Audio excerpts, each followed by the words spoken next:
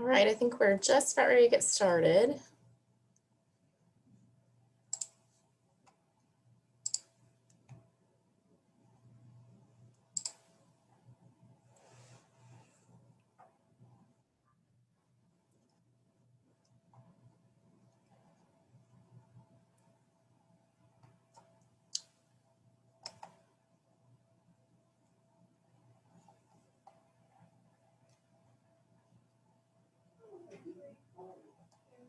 All right.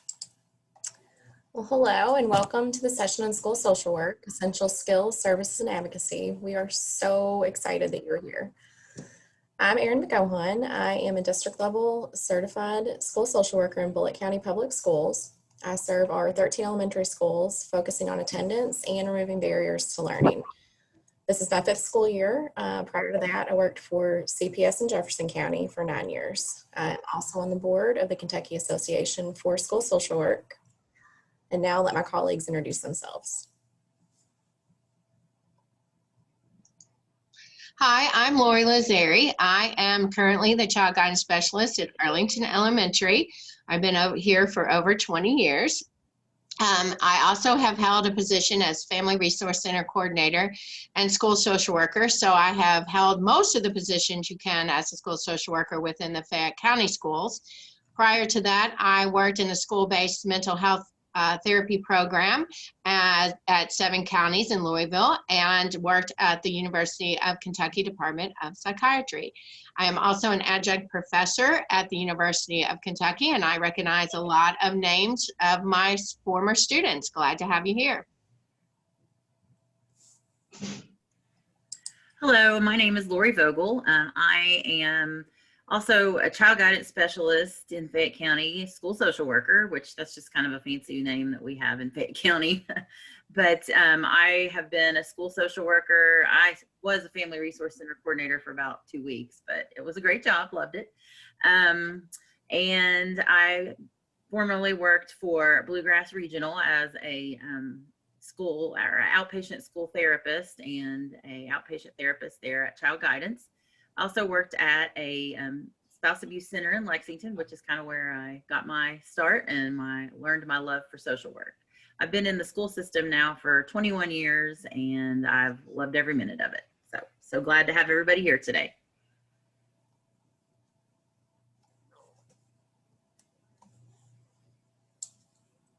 All right, so just as a reminder, if you are in need of CEUs for today's session, please put your name in the chat. Also, don't forget to submit your evaluation form at the end of the day. The objectives that we're going to go over today are, number 1, to increase understanding of the training, expertise, and knowledge that school social workers bring to their schools and communities. Number 2, to understand the role advocacy plays in helping maintain and grow the profession in Kentucky. And number 3, to explore what it means to be an agent of change within macro-level advocacy. So why do we need school social workers? Children today are increasingly victims of many social forces that negatively affect their role as students. The family is in a state of change, and until it becomes stabilized, children's unmet physical and emotional needs will continue to interfere with their ability to learn and adjust in school.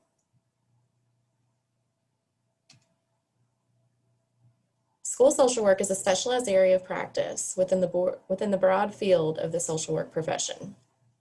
School social workers are trained mental health professionals with a degree in social work who provide social services related to a person's social, emotional, and life adjustment to school and/or society. School social workers are the link between the home, school, and community in providing direct as well as indirect services to students, their families, and school personnel to promote and support students' academic and social success.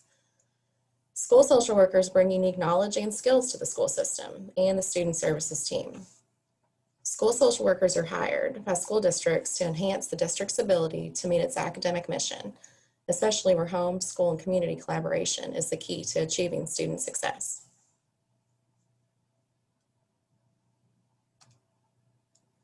So now the question is, how did you become a certified school social worker? Only master's level social workers can specialize in school social work. You can specialize while in your master's program, or you can apply as a postmaster's applicant after graduation. Once you've completed the program requirements, you can apply for your certification. In Kentucky, there are 2 universities that offer a specialization in school social work, the University of Kentucky and the University of Louisville. Both programs will prepare master-level social workers to assess families and students and provide interventions to help overcome barriers to learning. If you have questions about these programs, you can contact either Janet Doss at UK or Debbie McMurray at U of L. Their emails are linked in this presentation or can be found on the university websites.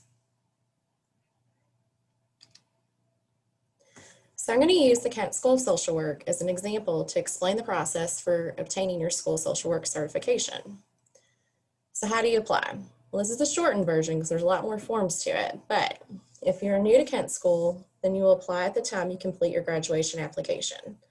If you're a current MSSW applicant, then you'll complete the specialization current student application. For both new and current students, you'll also need to submit an updated resume and a brief 3-page essay discussing your interest in the specialization, your need for professional development, and your potential contribution to the specialization if you're selected. If you're a postmaster's applicant, then you'll need to apply as a Kent non-degree postmaster's student. You'll also have to apply to the specialization by submitting 2 letters of recommendation from someone who is familiar with your work with children and can assess your potential to successfully complete the specialization. You'll also need a statement articulating your experiences with children and families and your career goals relevant to the completion of the specialization. You'll need an updated resume and an official transcript that confirms your MSW.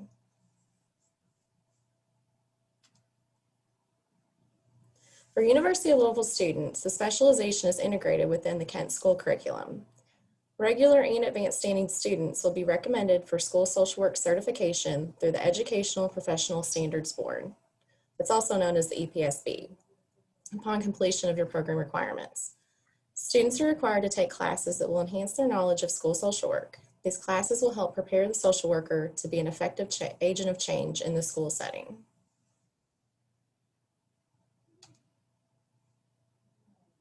Once you've completed those requirements in specialization, then you'll be ready to apply for certification. Your university will require a portfolio to be submitted to the program coordinator at least 1 month before graduation. Portfolios should document your knowledge and performance of 10 of the NASW standards for school social work practice and be consistent with the commitments and dispositions outlined in the College of Education and Human Development Conceptual Framework for Teacher Education Programs. Once your portfolio has been approved by the program coordinator and your official transcripts reflect your final grades or your degree conferred for a recent graduate, then you'll be able to apply for certification through EPSB. The portfolio requirements can be found by visiting the Kent School website or by snapping a photo of the QR code shown on the screen. If you're applying as a postmaster's student, the requirements are similar, but it's best to take a look at the checklist provided on their website.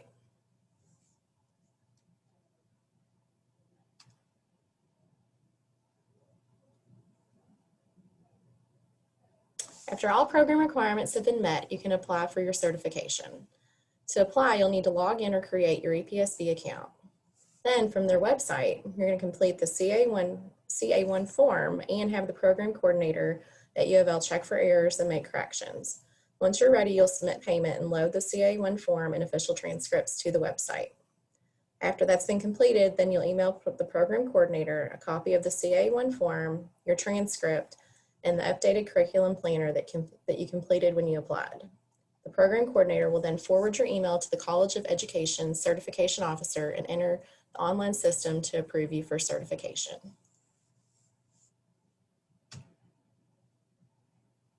For more information about the University of Louisville Kent School of Social Work, use your smartphone to snap a photo of the QR code shown on your screen to visit their website.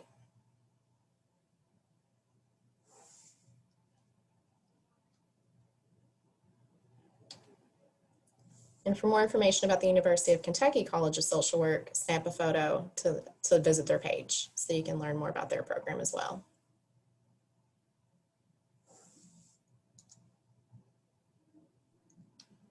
All right, so I'm going to talk a little bit about the school social work model that is a nationwide model that was developed from 2011 to 2013 by a group of practitioners and people who are in the academic world.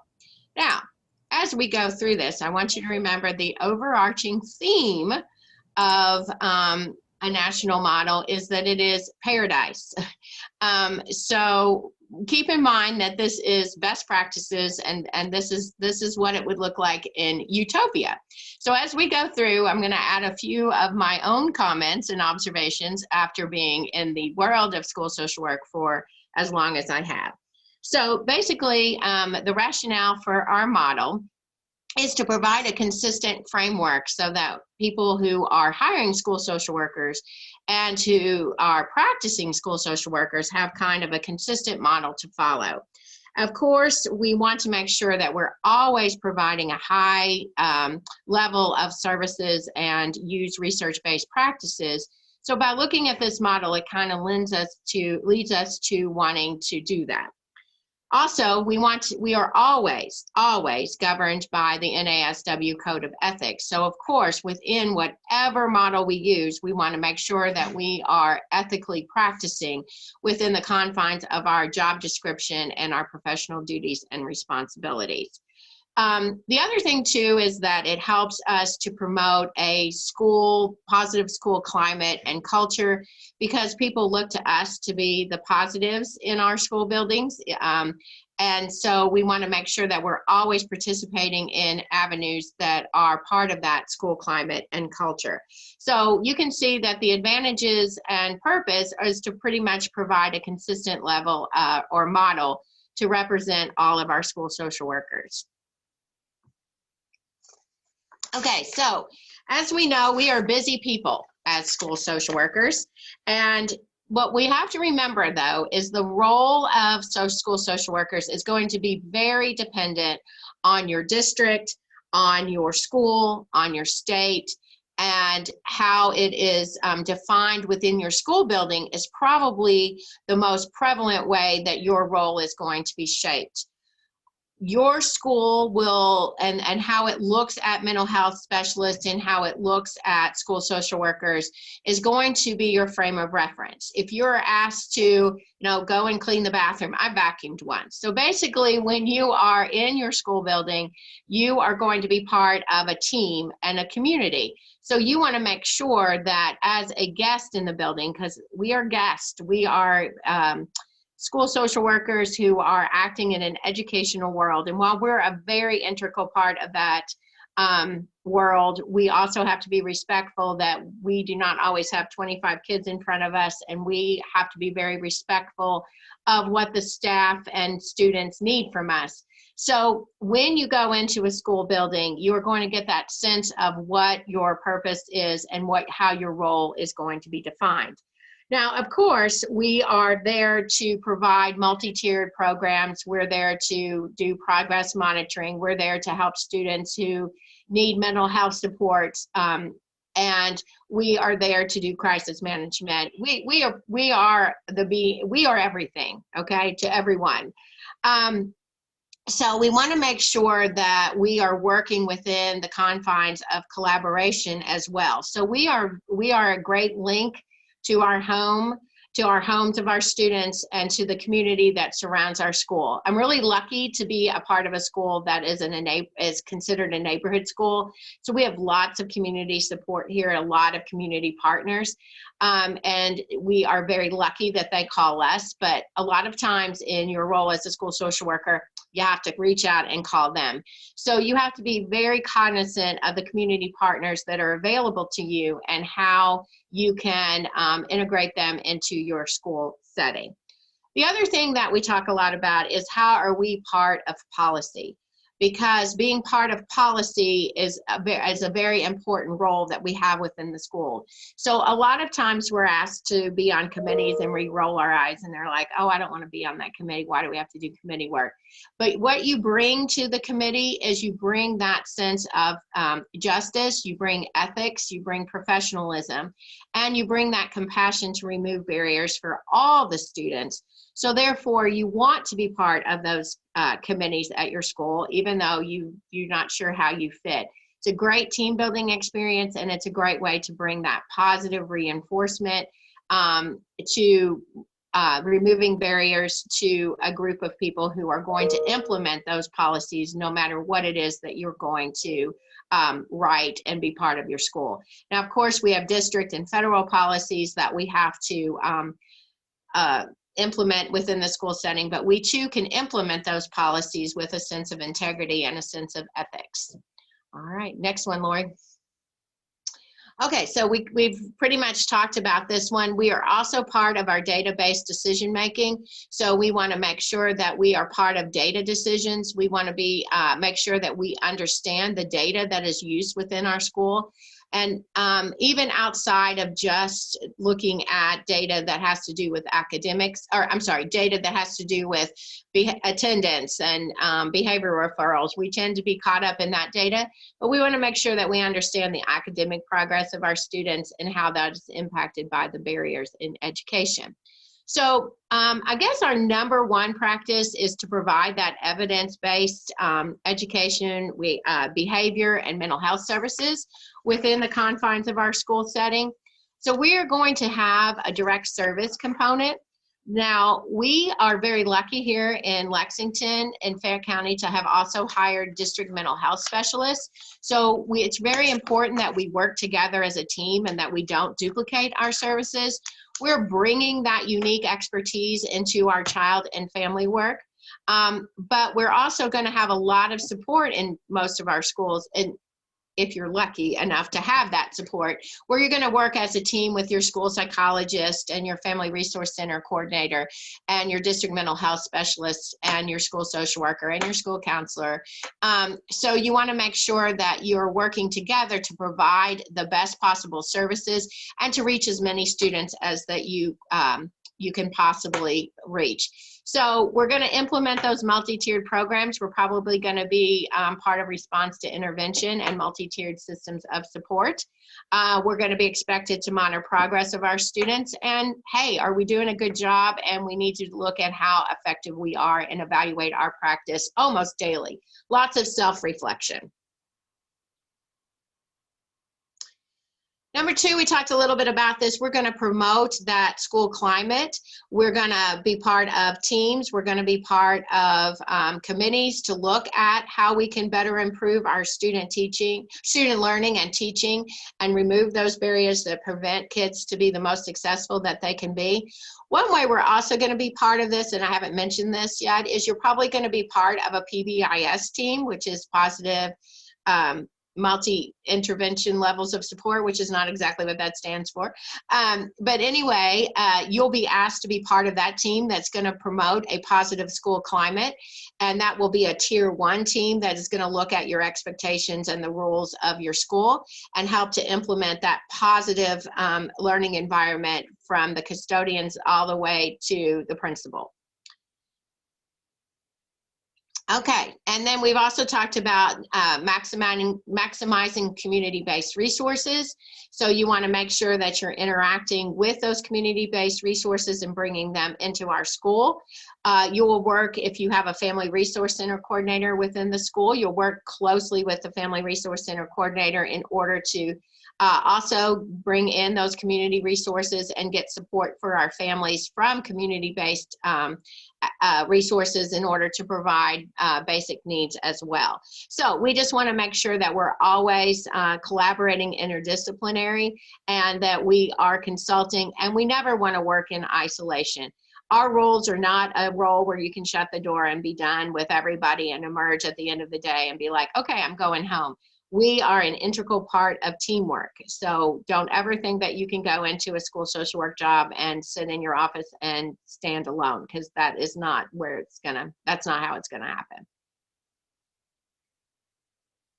Okay, so basically we've already talked about most of these. So just kind of as a review, the key construct is that we're gonna be that home community linkage. A lot of times when teachers do not have contact with parents, or there's a relationship that hasn't been cemented there, then we're going to be the ones that they turn to for home visits and to establish a relationship with a parent. A lot of times we are able to make that connection and bring that parent into the school setting better than some of the other staff in the building. Once again, we have to operate under the NASW Code of Ethics and the school social work standards and bring that to no matter what team we're on. And we need to be advocating for ethical and professional behavior from everyone in our on our staff. Advocacy, Lori's going to talk about that in just a minute, about advocating for students and families. And then I've said a little bit about data-based decision-making already. It is very important that you understand the data within the confines of your school building, and be an important part of being able to apply that data. Also, you want to make sure that you're doing research-based interventions. There has been quite a move toward making sure that we're implementing research-based interventions versus operating by the seat of our pants, because we are using those to decide tiers of intervention, whether students might need a special education referral and receive special education services. So we are into documenting those research-based interventions. And most of your school buildings will provide those types of interventions if you're lucky, and so that you have some curriculums and things that you can use to provide those mental health supports within the confines of best practices. All right, next. All right, there's Lori. Hello, everyone. I'm going to talk a little bit about how you can be an advocate and some of the things that our organization has done.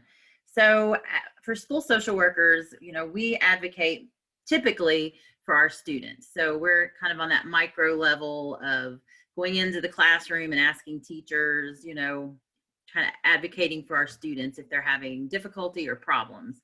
And we advocate for our students with their families.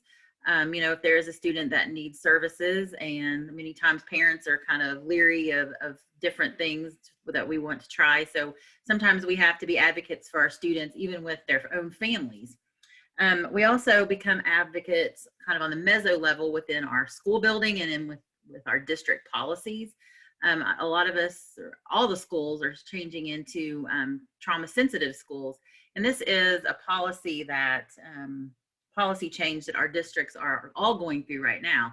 And social workers are vital to be part of that because we've been trained in trauma. I really like this quote by former President Barack Obama, because we have to be the person who does the change. We can't sit around and wait for change. We have to be the person who seeks that change.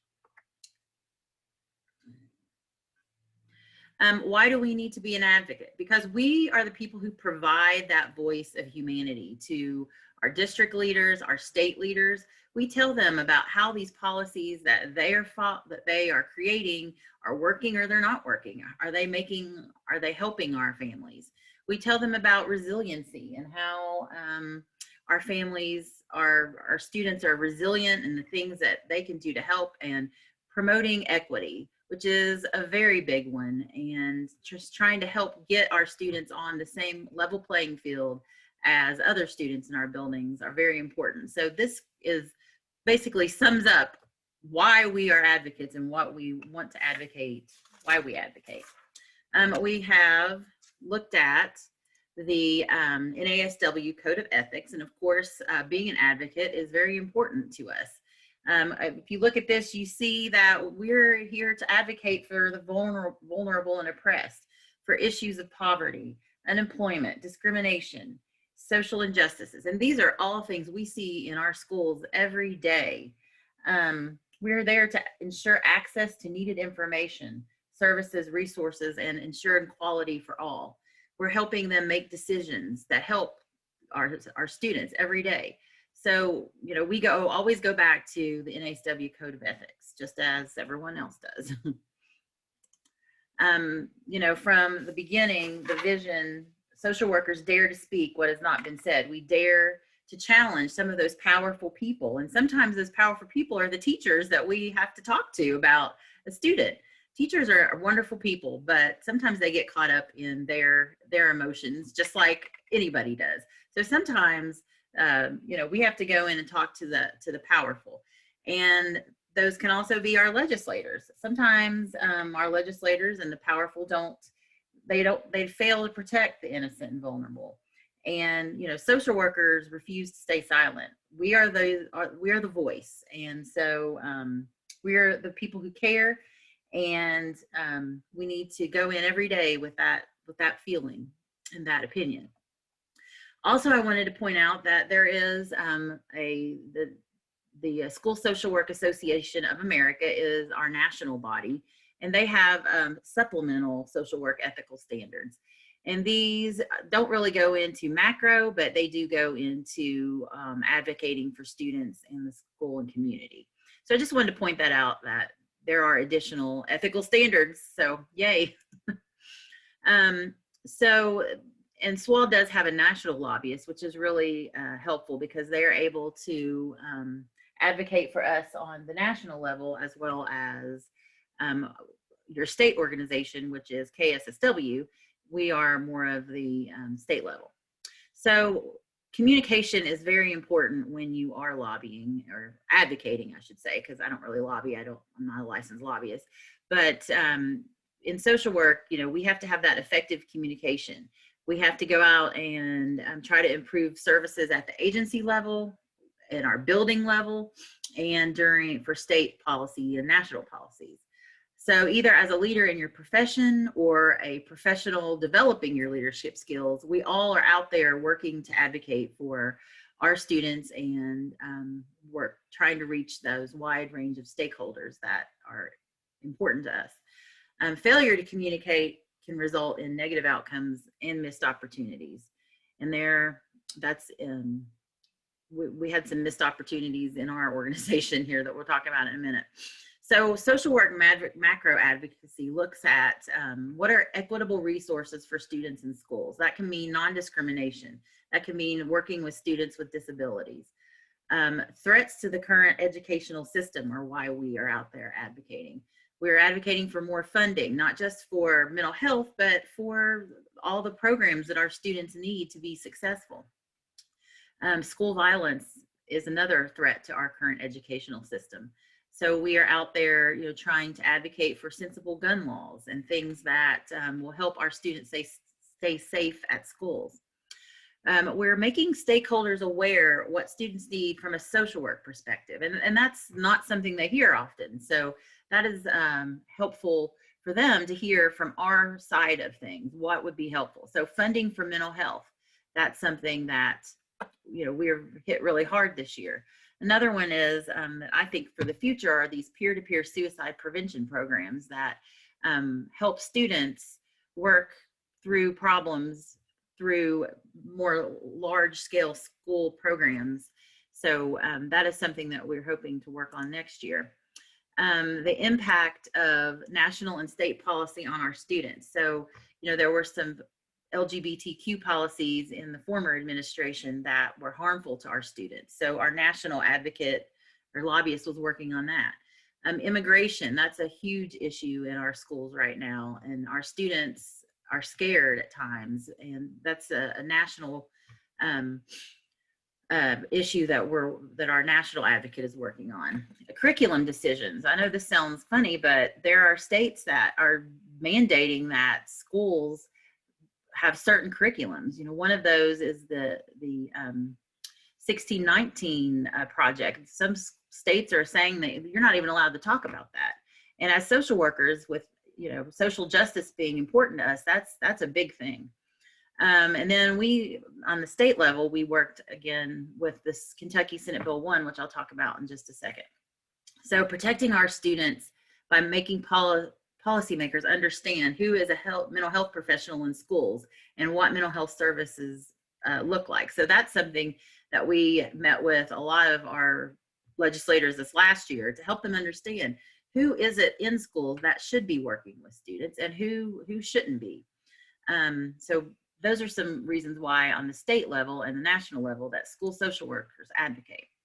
So one of the big things that I talked about just a little bit with Jamie was the 2019 School Safety and Resiliency Act that basically stated that students have to be at a ratio of 1 to 250 to a school counselor. And while this sounds like it was a good idea, it completely left out school social workers and school psychologists, which if you think about it, if you have to put all your funding into counselors to be at 250 to 1, who's going to be left out? So that really called us to action. And that's when we really knew that we were going to have to get serious about advocating at the state level. So after lobbying key members of the General Assembly for a year, we were able to be included in the fix for Senate Bill 8, which there were other issues that also needed to be fixed. And apparently that's a pretty normal thing.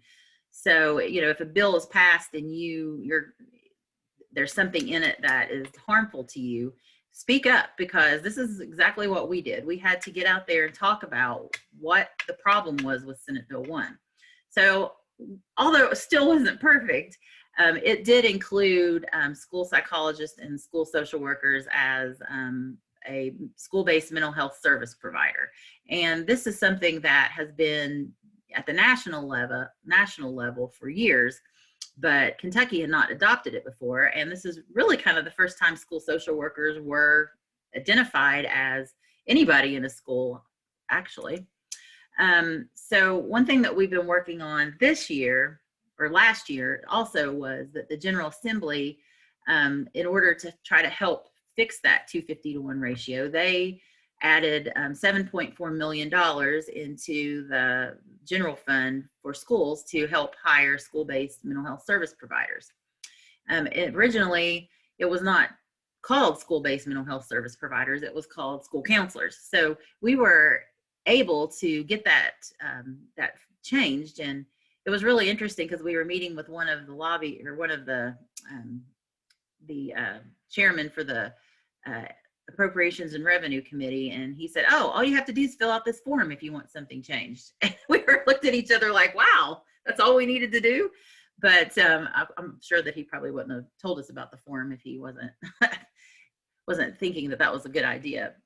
But anyway, this funding, it was changed. We were added to it, and the funding was given, but it was divided between 171 school districts, which is great, but it turned out to be about $43,000 per district, which, you know, hiring somebody for that is kind of difficult. So this year we are working together with the school psychologists and the school counselors to try to increase this funding from 7.4 million to 9.8, so that each district would be getting roughly $57,000. So that's a little bit easier to hire a master's level social worker or other mental health provider for that, because that also has to include your benefits in that, so retirement, things like that.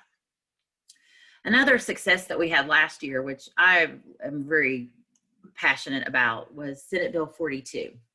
And it was kind of interesting because we kind of had this idea, but at the same time, Senator Denise Harper Angel put forth a bill that required student badges, 6th grade through college, to have 3 emergency hotline numbers on it: the suicide hotline, the sexual assault hotline, and the domestic violence hotline. And it was a roller coaster watching this go through the General Assembly, but it was so exciting to see that people really listened.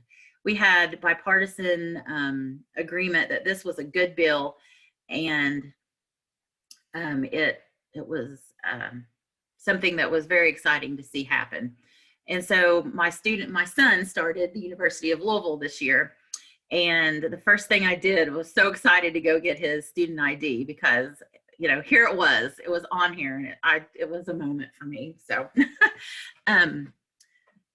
so my son is annoyed with me because now every time he looks at his badge, he thinks of me. But anyway, if there's anybody out there who has a picture of their ID, you know, this is probably just going to be if you were a first-year student at the school.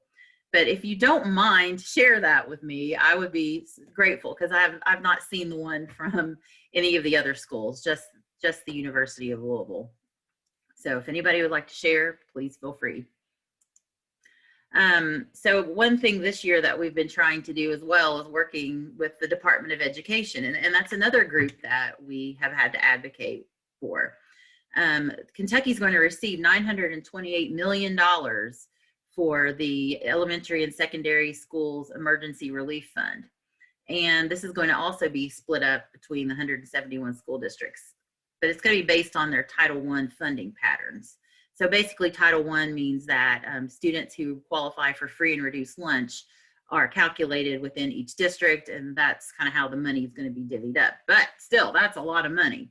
And the districts are going to be the ones who decide what this funding is going to be for. It's very flexible. It does say that it can be used for mental health supports, and it doesn't have to be used until September of 2023. So we're really hoping that we're going to be able to advocate with some of the superintendents to include this. And we've actually talked to the Commissioner of Education, and we've tried to provide some guidance for that. So what can you do today? Here's what you can do today. You can call the Legislative Research Commission, like Jamie was talking about, and you can leave a message for the House Appropriations and Revenue Committees, just the House and Senate.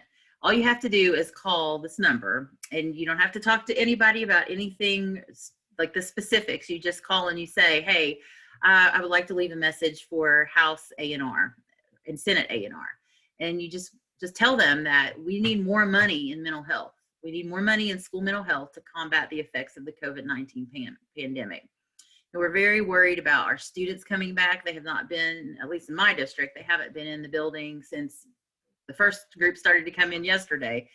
And, you know, we have no idea what's happened to them. I mean, it's been a year almost since our kids have been in school.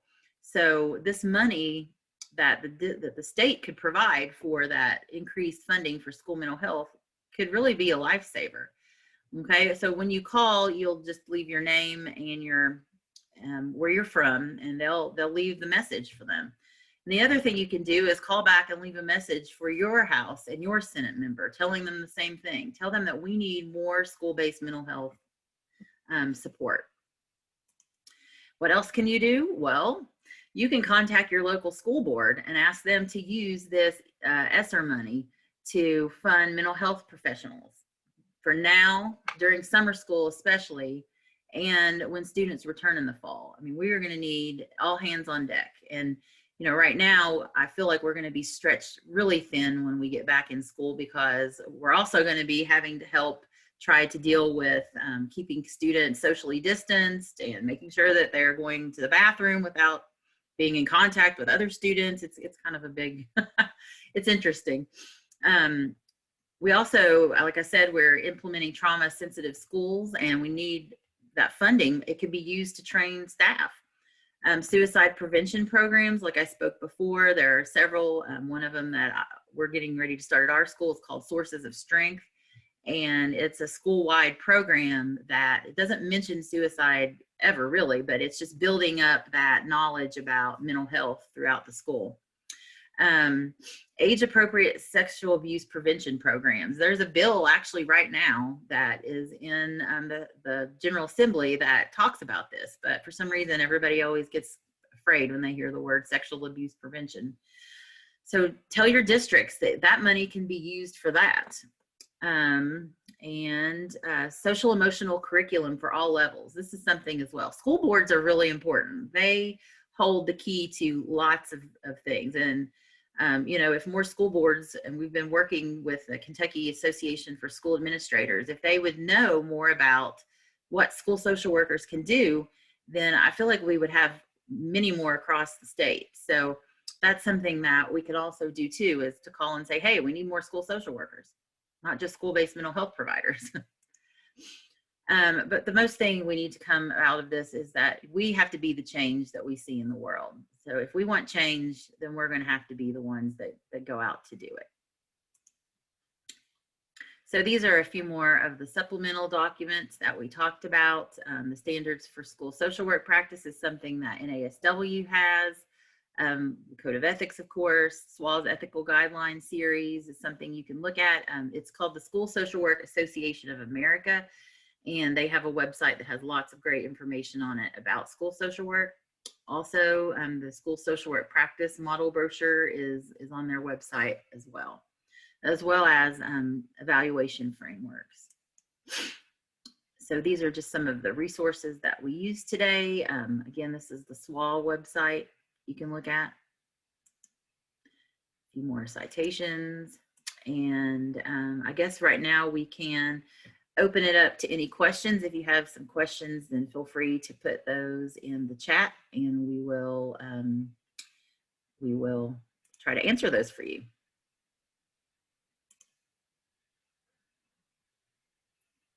Will we be receiving a copy of this PowerPoint? Yes, I think that they're going to put it on the, we'll find a way. I know that they're going to post some things, so we'll make sure that it gets sent out. Oh, good. Thanks, Susan, for feeling it was informative.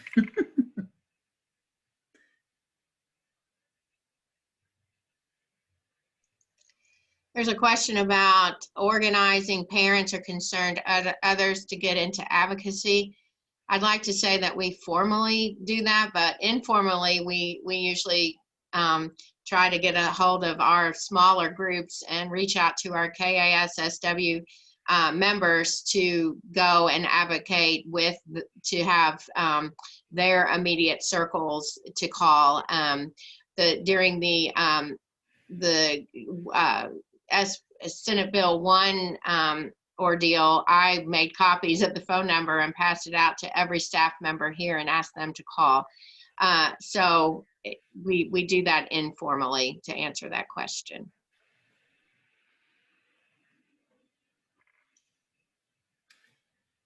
There's a question, do you have any insight if any of these funds, CARES Act, et cetera, will be around long term, or if it's likely that it's just temporary? ESSER is part of the CARES Act. Well, yeah. And so from what we have learned, those funds are available until September 2023. So that's a good, 2 years.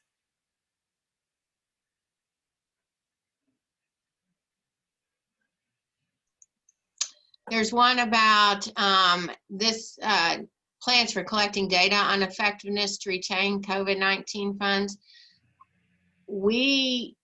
I would assume that they would use at the district level some of the data that we have to collect based on contacts that we have with parents and students, and we put those into an Infinite Campus format, and they pull that data for many reasons, including showing effectiveness of having a school social worker, a counselor, a child guidance specialist, etc.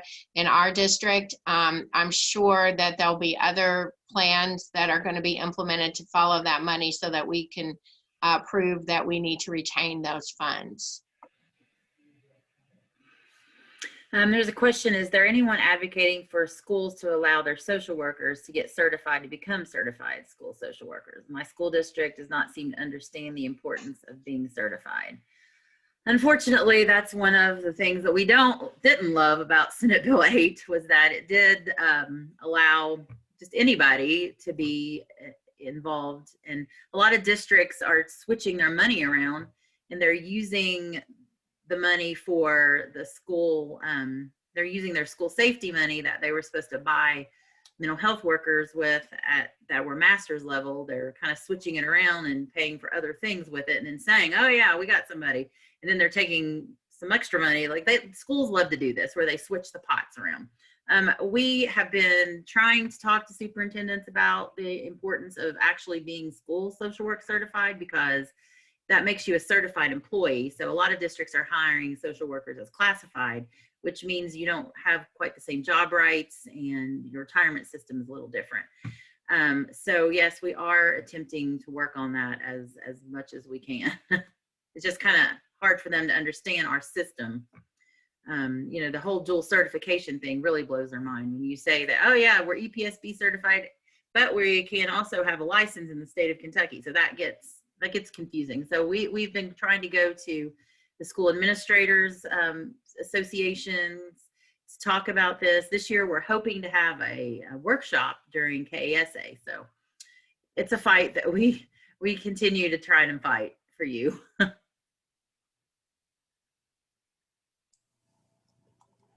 There's a question about 60 hours and you enter as a rank 1. 60-hour master is typically paid at rank 1. Yes, that is correct. What are some ways to advocate for the school teachers and their need for mental health services as well?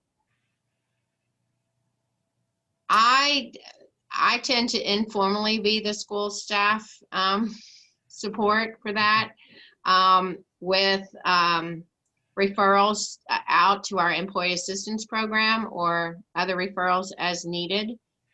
Many times my staff will just come and ask for referrals.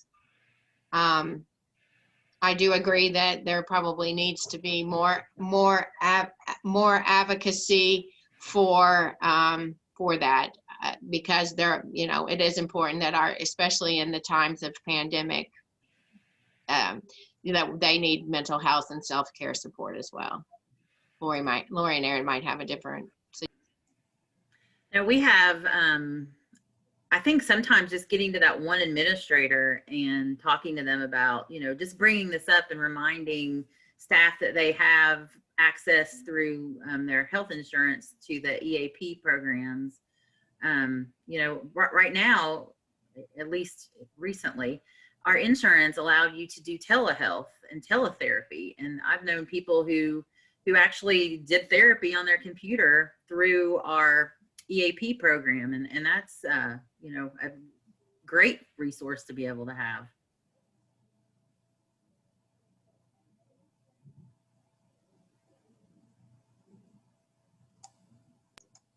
Those are the only questions I see, but if you have any more, you can unmute. Yes, Kayla, we would love to do that. I went to high school that had no school social worker. Is there a way we can try to convince them into getting a school social worker or a social worker in general? That was part of our advocacy for the Senate Bill 1, as trying to be a part of that 1 to 250. A lot of times it comes down to funding, which we keep advocating for more. Want to? If there's anybody that wants to ask a question, you all are able to now.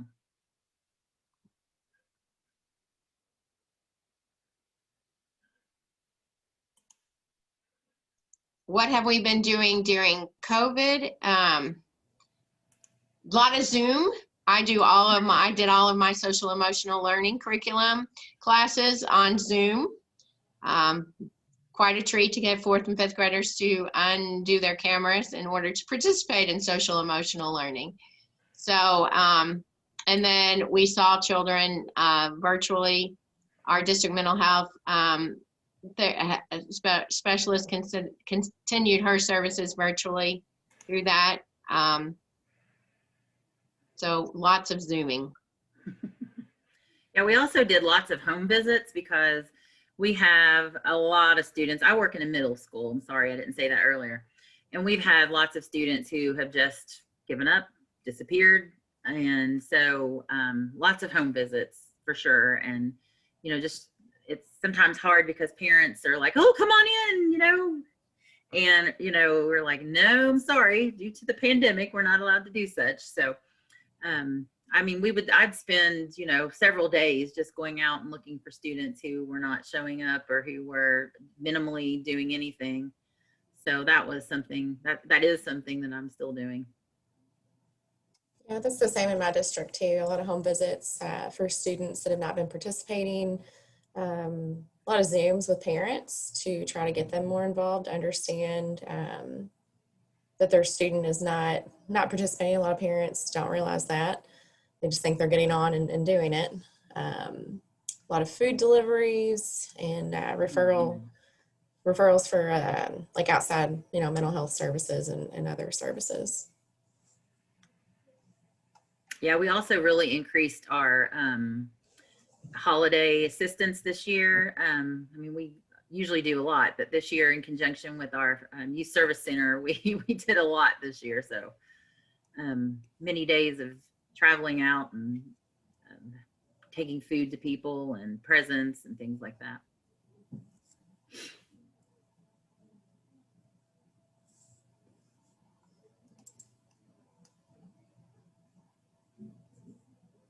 Well, it's great to see everybody here today.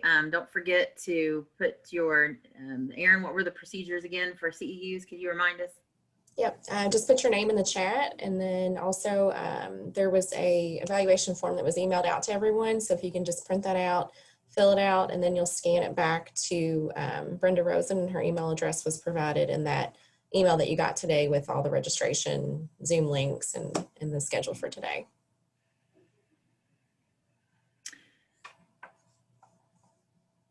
Thanks, everybody. It's great to see everyone, and a lot of names that I recognize in there. So glad everybody was able to come today.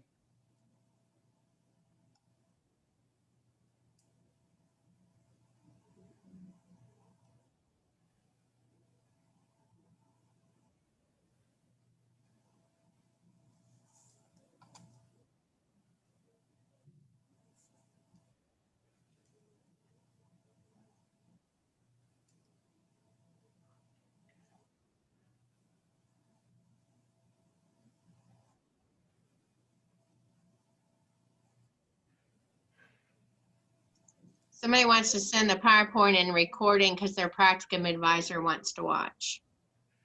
Okay. Gary and Roberts. I think they're going to put it on the YouTube channel that she talked about. So we'll be able to put, it'll be there.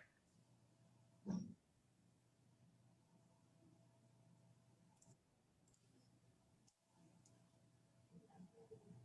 course, they bring the access test